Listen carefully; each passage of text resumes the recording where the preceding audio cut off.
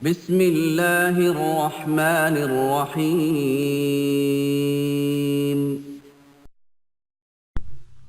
بسم اللہ الرحمن الرحیم۔ السلام علیکم ورحمۃ اللہ وبرکاتہ۔ ویورز، آپ کو ازمودہ وظیفہ میں خوش آمدید کہتے ہیں۔ اہلا و سہلا و مرحبا، اور اللہ تعالیٰ سے امید کرتے ہیں کہ آپ خیریت سے ہوں گے اور اپنے اہل خانہ کے ساتھ ہنسی اور خوشی کے ساتھ زندگی انجوائے کر رہے ہوں گے۔ ہم یہ اللہ تعالیٰ سے دعا گو ہیں کہ اللہ تعالیٰ آپ کو سلامت خوش رکھے اور ہر قسم کے شر آفات بلیات سے محفوظ رکھے اور ہر قسم کے فتنے سے آپ کی مدد کرے، ظلم سے اللہ تعالیٰ بچائے آپ۔ تو ناظرین، آج ہم آپ کو بتائیں گے کہ وہ بیماری کہ جو جادو کے ذریعے مسلط کی گئی اس کا کیا علاج ہے۔ آپ یہ سوچنے کے اوپر مجبور ہوں گے کہ وہ کون سی بیماری ہے کہ جس کو جادو کے ذریعے سے مسلط کیا گیا ہو، یا وہ بیماری جو جادو کی وجہ سے کسی کے اوپر مسلط کی گئی اس کو کیوں لوگ کرتے ہیں، کیسے ہوتا ہے۔ اس کی بہت سی مثالیں ہیں۔ اس کی مثال میں آپ کو دیتا ہوں۔ یہ آج کل ہمارے علاقے میں ایک لڑکی جس کا رشتہ کسی دوسری برادری کے لوگ مانگ رہے تھے، لیکن ان لوگوں نے ایسا کیا کہ اس لڑکی کو اپنے خاندان میں اس کی شادی کر دی۔ آج سے 3 سال پہلے کا یہ واقعہ ہے۔ اور پھر جب اس لڑکی کی شادی ہوئی اور شادی کرنے کے بعد 10 دن گزرے تھے کہ لڑکی کو بیماری لگ گئی۔ کبھی اس کے سر میں درد اور کبھی اس کی ٹانگوں میں درد اور کبھی پورا جسم اس کا کپاتا تھا۔ بہت سے حکیموں کے پاس لے کر گئے، بہت سے ڈاکٹرز کے پاس گئے اور MRI کروائی گئی اس کی، یعنی مہنگے ترین ہاسپٹل میں لے کے گئے۔ کسی طرح اس کی بیماری سمجھ میں نہ آئی۔ اور جب ایک عامل کے پاس لے گئے تو اس نے یہ کہا کہ اس لڑکی کے اوپر کسی نے یہ جو بیماری لگی ہے، یہ کسی نے جادو کے ذریعے یہ بیماری اس کے اوپر مسلط کی ہے۔ اور اس نے یہ پوچھا کہ کیا اس لڑکی کا خاندان میں کسی کے ساتھ ان کی دشمنی ہے؟ تو گھر والوں نے بتایا کہ دشمنی تو نہیں، بہرحال اس کا یہ تھا کہ اس کا رشتہ ایک جگہ پہ مانگ رہے تھے، لیکن ہم نے اس کا رشتہ وہاں پر نہیں دیا، ہم نے رشتہ اپنے ہی خاندان میں دیا ہے۔ تو پھر وہ کہنے لگا کہ اس وجہ سے اس خاندان والوں نے، جو مخالف خاندان تھا، اس نے جادو کے ذریعے سے بیماری اس کے اوپر مسلط کی ہے۔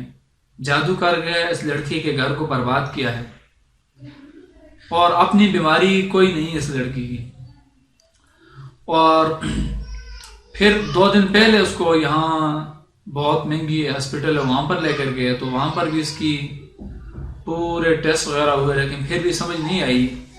اور اس لڑکی کے پاؤں نے جو وہ کام چھوڑ دیا۔ تو ناظرین، اسی طرح اگر آپ کے ہاں کوئی مسئلہ، کوئی معاملہ ہو، ہاں تو پھر ایک اور بندے کے پاس لے کر گیا اس کو، تو اس نے اس لڑکی کو دم کیا اور اس کو تعویذ وغیرہ دیے۔ تو اس لڑکی کی جو ٹانگیں تھی پہلے حرکت نہیں کرتی تھی پورے 3 مہینے سے، یہ 2 سال سے تو بیمار تھی، لیکن 2 مہینے سے اس کی ٹانگوں نے کم چھوڑ دیا۔ تو جب وہ اس لڑکی کو اس نے دم کیا اور تعویذ دیا، لڑکی کی ٹانگوں نے حرکت شروع کی، تو پھر ہم نے ان سے پوچھا کہ بھائی آپ نے اس کے اوپر کیا دم کیا ہے اور کیا مطلب ہے کہ اس کو کیسے اس کو ٹانگوں حرکت ملی ہے۔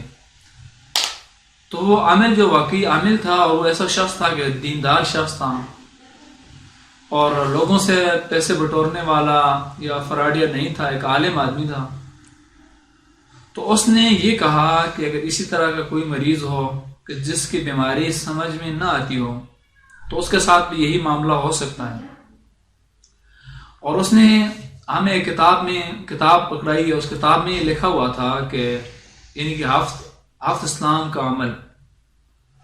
اور اس نے کہا کہ یہی عمل اگر آپ کسی بھی مریض کے اوپر کریں گے تو مریض کو انشاءاللہ شفا ملے گی۔ تو جب ہم نے ان سے پوچھا کہ اس کو کتنی دفعہ پڑھنا چاہیے، اور وہ بھی جو اس نے بتائی کوئی اس طرح کا منتر یا وہ نہیں تھے، اور انہوں نے جو بتایا وہ قرآن کریم کی آیتیں تھیں، یعنی آیت سلام، اور ہر ایک کے اندر سلام تھا، تو انہوں نے کہا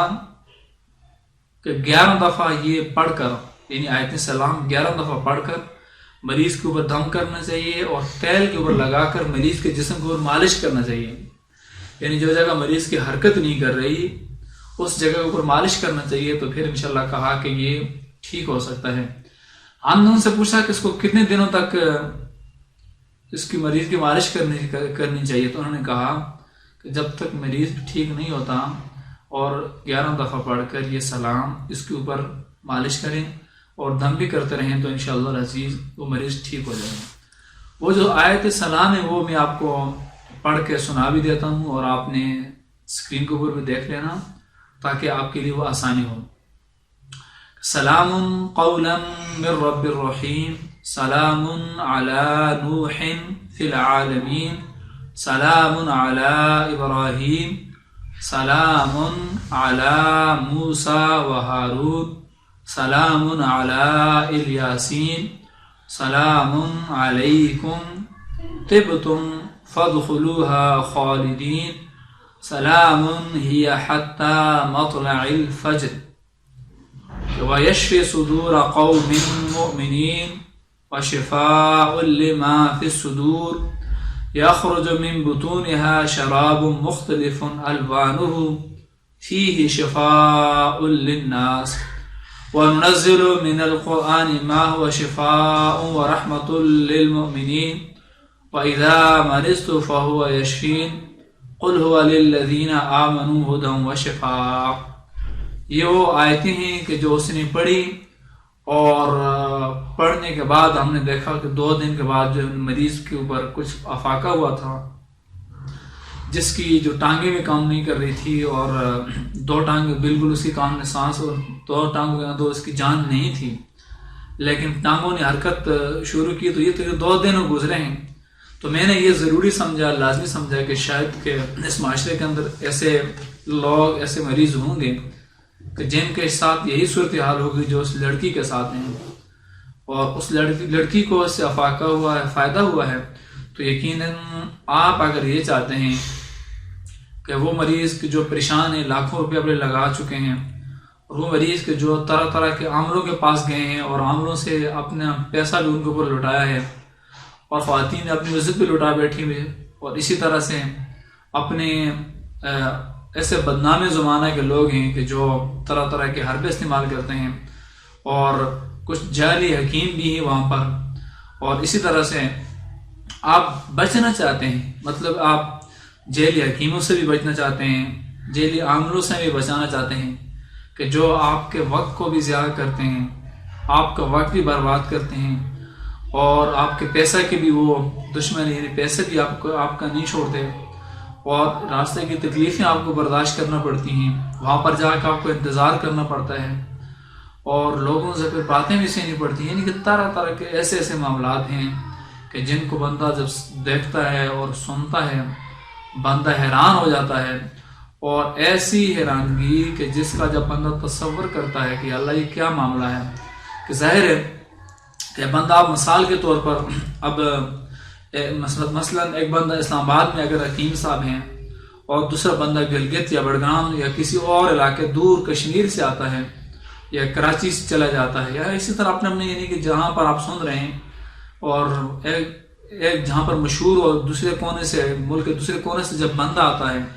تو اس کو کتنی تکلیف ہوتی ہے، پھر اس کو گاڑی بھی کرنی پڑتی ہے، اور گاڑی کے بعد اس کو یا پھر اپنی گاڑی میں آتا ہے، اور اس کا سفر کی جو تھکاوٹ ہے اس کو آپ دیکھ لیجئے، راستے میں بھوک ہے، پیاس ہے، جب گرمی ہوگی تو پھر اس کو کتنی پریشانی ہوگی، گرمی میں سفر کرنا کتنا مشکل ہوتا ہے، اور اسی طرح جب سردیوں کے موسم آتے ہیں تو سفر اور زیادہ مشکل ہوتا ہے۔ یعنی کہ وہ ایسے معاملات ہیں کہ جن کو ہم سوچتے ہیں، تصور کرتے ہیں، اور پھر اگر ہمیں گھر کے اندر چیز مل جائے تو اس پہ ہمیں اللہ تعالیٰ کا شکر ادا کرنا چاہیے، اور شکر بھی ایسا کہ جو چیز ہمارے سامنے ہے، یعنی آزمائی ہوئی ہے، آزمودہ ہے، اس کے اوپر اگر ہم عمل کریں گے تو ہمارا پیسہ بھی بچ جائے گا، ہمارا ٹائم بھی بچ جائے گا، اور ہمارے جو آنے جانے کی جو پریشانی ہے راستے کی وہ بھی بچ جائیں گی، اور اسی طرح سے ہم اپنے جو ہے مقام پر پہنچیں گے۔ تو اس طرح سے جو ہے نا اپنی بات کو میں کلوز کر دینا چاہتا ہوں کہ یہ جو ہم نے بتایا آپ کو، یعنی ہفت سلام کا عمل اسی طرح سے کہ جس مریض کے اوپر بیماری کا شیبہ ہو، ایسا شیبہ ہو جنات کے ذریعے سے کسی نے مسلط کی ہو، اس بیمار کے اوپر آپ پڑھ کے پھونک سکتے ہیں۔ ناظرین، اگر بھی آپ یہ چاہتے ہیں کہ اسی طرح جس طرح آپ اس بیماری سے بچے ہوئے آپ کو فائدہ ہو رہا ہے، اگر آپ یہ چاہتے ہیں کسی دوسرے لوگ بھی آپ کے ساتھ فائدہ حاصل کریں اور دوسرے لوگ اس پریشانی سے بچیں، سفر کی پریشانی سے بچیں اور خرچے کی پریشانی سے بچیں، تو اس کے لیے